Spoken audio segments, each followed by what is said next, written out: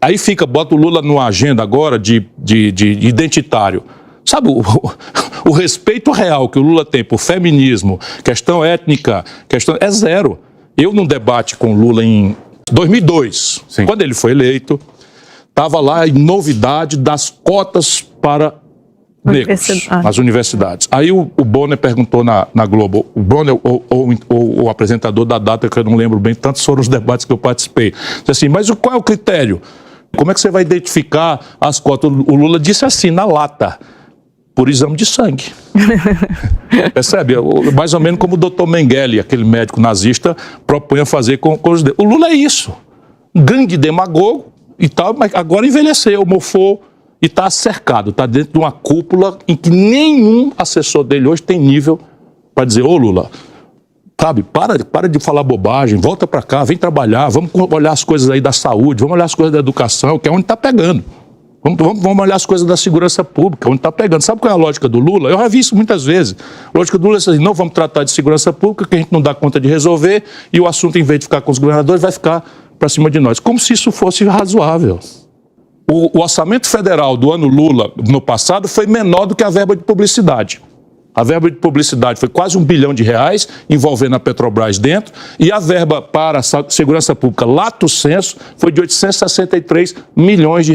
Pois bem, o Haddad cortou algo ao redor de 15% da verba destinada à segurança pública de 2023 para 2024, na direção do tal arcabouço fiscal, que é o teto de gasto do PT com outro nome. Então, repare, não tem orçamento, não tem inovação institucional, o que vai acontecer no chão? Mais do mesmo.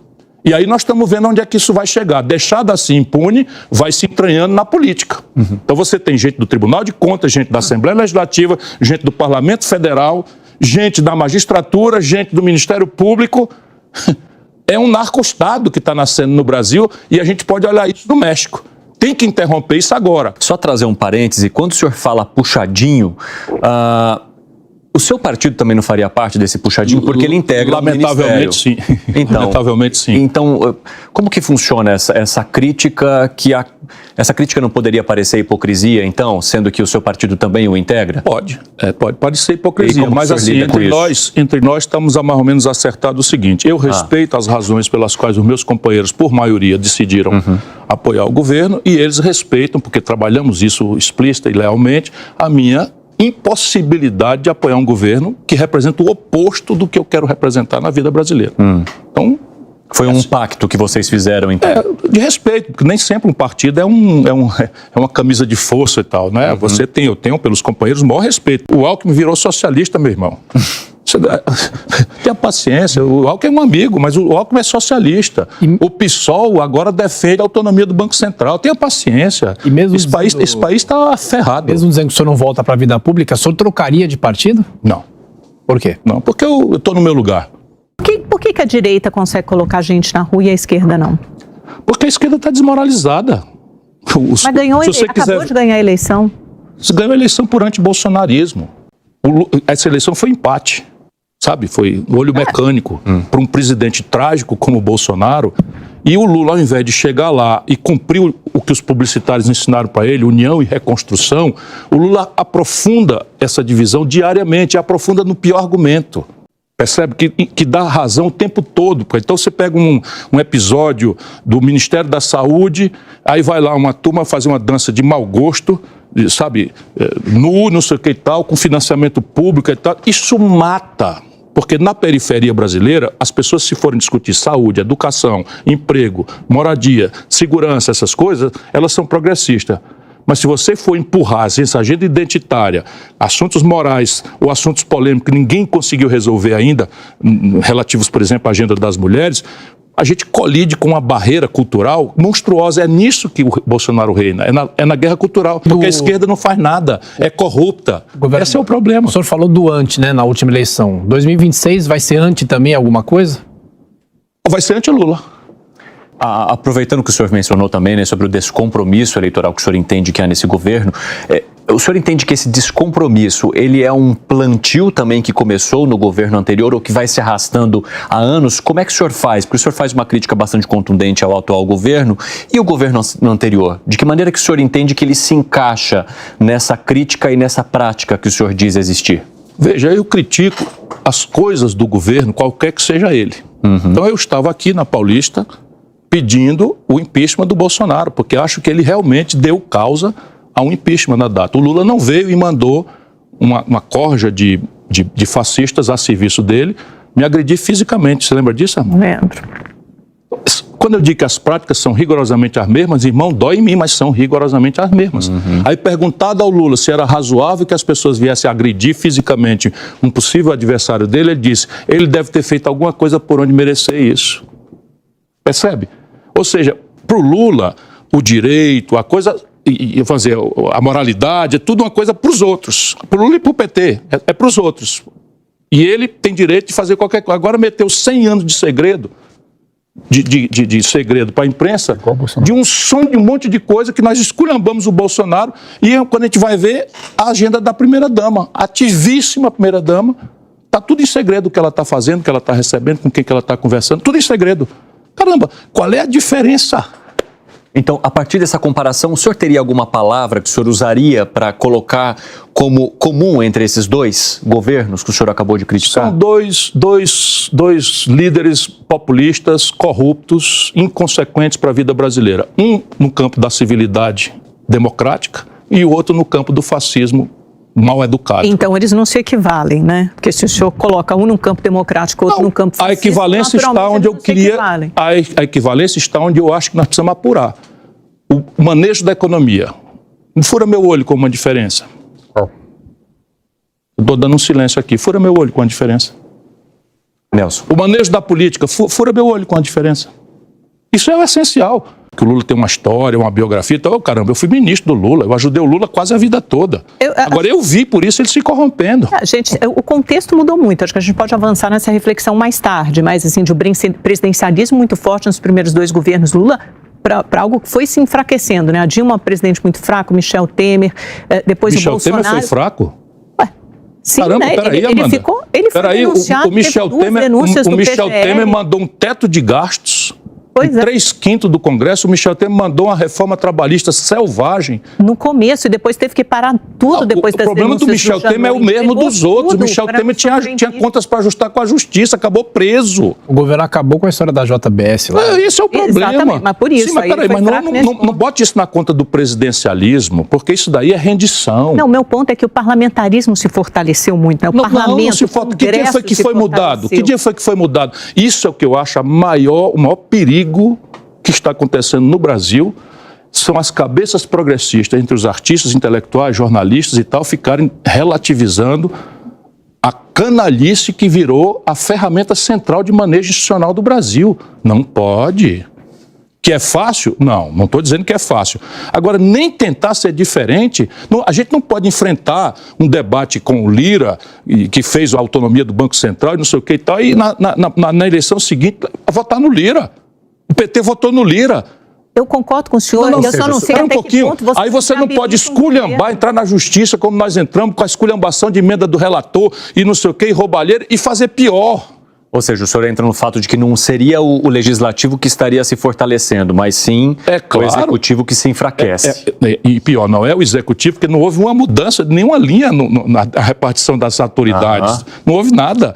O que tem é a avacalhação do lulopetismo, em cima, como o Bolsonaro também, em cima de uma investida que existe desde sempre. Caramba, eu fui prefeito de uma capital. Você acha que eu não lidei com um vereador que vinha com ideia esquisita? Eu fui governador.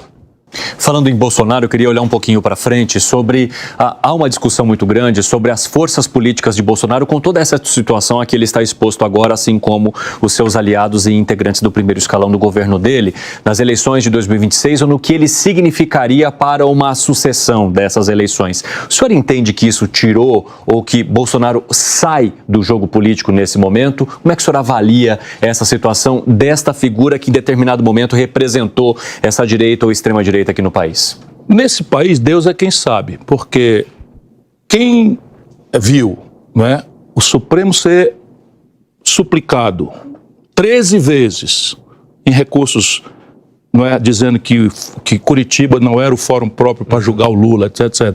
5 anos, e o Supremo em todas as vezes, dizer, não, é Curitiba mesmo, é Curitiba mesmo. E quando chegar 5 anos depois, por conta do vento político, muda, por que a gente nesse país não vai achar que pode acontecer a mesma coisa com o Bolsonaro? Mas eu quero entender, inclusive, da força política eleitoral, dos eleitores esperarem. Olha, o Bolsonaro ou esperarem esse mesmo desfecho que o senhor acabou de mencionar. Eu estou só dizendo que eu não tenho mais segurança jurídica no Brasil. Uma das razões que eu não quero mais participar é porque se você não acredita mais no sistema, o que é que você está fazendo legitimando esse sistema? Essa é a razão que eu disse para a Dora Kramer. Então, eu perdi a crença no sistema. Sabe, uma crença é o seguinte, eu acredito que quem vota é livre para votar, que a imprensa vai dar opinião para todo mundo, que o judiciário vai dizer que a lei é assim, pouco importa se agrada o poderoso ou não. Eu perdi a crença, está tudo para mim assim, sabe? Perdi a crença no sistema e quero continuar lutando, então estou aqui lutando. E como é que vai ser o jogo político em 26? Primeiro, quem o senhor enxerga hoje como possível herdeiro de Jair Bolsonaro? É Tarcísio de Freitas? Pode ser Michele? Quem é perigoso para o Brasil é a Michele. Perigosíssimo para o Brasil, porque domina a lambança. Domina a lambança. O que é dominar a lambança? Como é que eu explico em cearense dominar a lambança? Ela é uma demagoga arrematada, assim. Vai em cima, olha, não tem essa história aí de Estado laico, não, nós temos que avançar com a religião tem que dominar a política e tal. Essa confusão maior de religião e política. Não é só isso não. Aí a dona Janja do Lula pega e diz, roubaram os móveis do palácio, aí de repente os móveis aparecem, pode fazer isso não. Agora não isso não. Aí no 7 de setembro a dona Janja vai de vermelho fazendo L no carro oficial. Está errado. Mas hoje o Lula é o candidato mais forte para a reeleição em 2026, quer dizer, a esquerda... Olha, o Lula só sai do poder morto. Não, sim, mas eu digo, o Lula... E como eu torço pela saúde dele, espero que demore muito. E como que o senhor entende a presença de Tarcísio de Freitas? Todo cabo que se senta na cadeira de governador de São Paulo é candidato a presidente da República imediatamente. Alguns ou algum Jânio Quadros deu certo, os outros nem deu. Então, isso que eu estou pensando, ninguém se elegeu. O Brasil desconfia desse poder total, de poder econômico, poder político, tudo numa mão só. Fernando Henrique surfou por causa do real, mas nunca mais o PSDB ganhou uma eleição nacional. Percebe? Então o Dória, vocês viram onde acabou. Mas Tarcísio não poderia ser justamente essa herança de Jair Bolsonaro? É o que eu acabei de lhe dizer. Sentou na cadeira de governador de São Paulo, já está falando para 27% do eleitorado brasileiro. Está falando para 60% do poder econômico. Mas eu não só olhando para o estado de São Paulo, governador, eu falo olhando para o eleitorado que elegeu Jair Bolsonaro. Tarcísio de Freitas poderia absorver esse eleitorado, não só o do estado de São Paulo, mas aquele que está no país e que o acompanhou ao lado do ex-presidente? Pode. Por que nós não conseguimos romper a barreira da polarização? Por causa da elite brasileira, os intermediários brasileiros, artistas, intelectuais, líderes sindicais, jornalismo brasileiro, tomaram um lado, E por que, asfixiaram a discussão por medo do Bolsonaro, desprezo do Bolsonaro, rancor do Bolsonaro e tal. E afinal de contas, o Bolsonaro é indizível. Agora o problema é o seguinte, quem produziu o Bolsonaro foi a contradição do Lula e do PT, percebe? E aí pronto, agora é um ping-pong, bate cá, bate lá e tal. Os Estados Unidos, só que os Estados Unidos são amarrados na camisa de força de um bipartidarismo. Aqui nós destruímos a possibilidade, por exemplo, de ter uma terceira via, um terceiro lugar. A terceira via é uma impostura. Um terceiro lugar com 12%, 13%, como eu tirei, que eu forcei a mão apoiando o Lula. Naturalmente, ninguém pode duvidar, nos seus canalhas do PT, agora um dos canalhas a civis do PT diz que a motivação de eu atacar o negócio do escândalo dos precatórios é porque eu quero ser visto da Michele. Isso é um PT. Um bando de canalha que me conhece há 100 anos fazem isso. Agora, governadora... Nunca mais eu ando com essa gente, nem com o pau tore. O senhor perguntar sobre a posição ou o trabalho do ministro da Fazenda, Fernando Haddad. Não sei se você sabe, os repórteres aqui de São Paulo, eu me incluo nesse, quando eu cobri a prefeitura dele, ele era o tucano mais petista que existia, né? Só acha que ele sofre muito com fogo amigo, ele tem dificuldades de conseguir convencer o próprio partido do que ele quer fazer? Veja, ele é uma grande fraude. E o PT quer continuar praticando uma grande fraude. Porque qual é o programa do PT? Qual é o programa? Quem se dedica a ler as coisas, o programa, qual é o conjunto de promessas do PT? Percebe? E o Haddad está fazendo alguma coisa coerente com o programa do PT? Coerente com as promessas eleitorais recém-pactuadas com o povo brasileiro? Não, está fazendo tudo o oposto. Sabe, o PT ficou contra o teto de gastos, que é uma aberração, e fez um teto, o Haddad fez um teto de gastos. Melhorzinho. Mas é a mesma coisa. Qual é a questão? Todo o gasto corrente brasileiro e o investimento estão congelados por uma regra que no Michel Temer era absurdamente, por 20 anos, pouco importa se houve uma guerra, uma pandemia, uma epidemia, não sei o que e tal. O Haddad está dizendo, não, nós vamos agora com uma banda, com não sei o que, papapá e tal. Os dois têm um defeito original, qual é? Deixam livre a maior despesa corrente, aquela que envolve 50% do orçamento, que é juro e rolagem de dívida. Por que, pelo amor de Deus, é justo, legítimo que você contingencie em nome do equilíbrio fiscal que eu já defendi? Eu não tenho um dia de déficit, prefeito, governador ou ministro, nem um dia sequer. Mas o equilíbrio é dinâmico. Então agora, por que é justo que eu corte a verba da saúde em plena pandemia de dengue, 3 milhões de casos de dengue, já não sei quantas mortes, e os juros para o banco não tem nenhum contingenciamento? Sabe, eu não compreendo. Não compreendo mesmo. Então, qual é a lógica? Você, quando é o adversário está fazendo uma coisa, você esculhamba. Quando você vai para o poder, faz igual. E eu agora que vou... Não, mas assim é porque... E o Bolsonaro não tinha direito de dizer não, que o Congresso também era assim, que ele tinha que comprar o povo com emenda não sei de quê. Porra, nós somos diferentes do Bolsonaro em quê? Eu sou diferente em tudo. Mas muitos criticam o seu temperamento como ponto negativo que talvez tenha te impedido de alcançar esse sonho, esse plano. Como é que você analisa essa crítica de responder, às vezes, uma provocação com um tapa aqui, um xingo ali? Isso te atrapalhou? Hoje eu reajo com um certo enfado. Sabe, me dá vontade de dizer, tá bom, então, tá bom, é isso mesmo. Mas o que te fez chegar a esse enfado? Não, mas repare, o enfado é isso que eu estou dizendo. Veja, quando eu era governador do Ceará, eu era o garoto prodígio da política brasileira. Fui chamado para ser ministro da Fazenda, na crise mais grave do take-off, da decolagem do Plano Real. Aí cheguei e tive que fazer o que tive que fazer, antecipar a tarifa externa do Mercosul para desfazer cartéis. Eu tive que fazer a intervenção do Banesp e do Banerj para acabar a roubalheira, que era a emissão secundária de moeda, em que o Tesouro de São Paulo emitia um título pelo valor de R$100, olha a luta velha, R$100, o mercado dizia isso não vale 30, aí o Banesp era obrigado a comprar por R$100 para o Tesouro botar no coisa, e o Quércia gastar, me processou e tal, o Banesp me processou. Aí o Banesp não tinha dinheiro, ia no mercado secundário e vendia o título por 30 com juros de 100% ao mês. Eu fechei essa porta. Nesse dia em diante eu virei um temperamental. Percebe? Então, foda-se, tá entendendo? Para acabar em grande estilo. É isso. O assessor dele ali só botou a mão na cara. E fechamos assim, então, a nossa entrevista aqui no Direto ao Ponto dessa segunda-feira. Governador, foi um prazer recebê-lo. Até a próxima.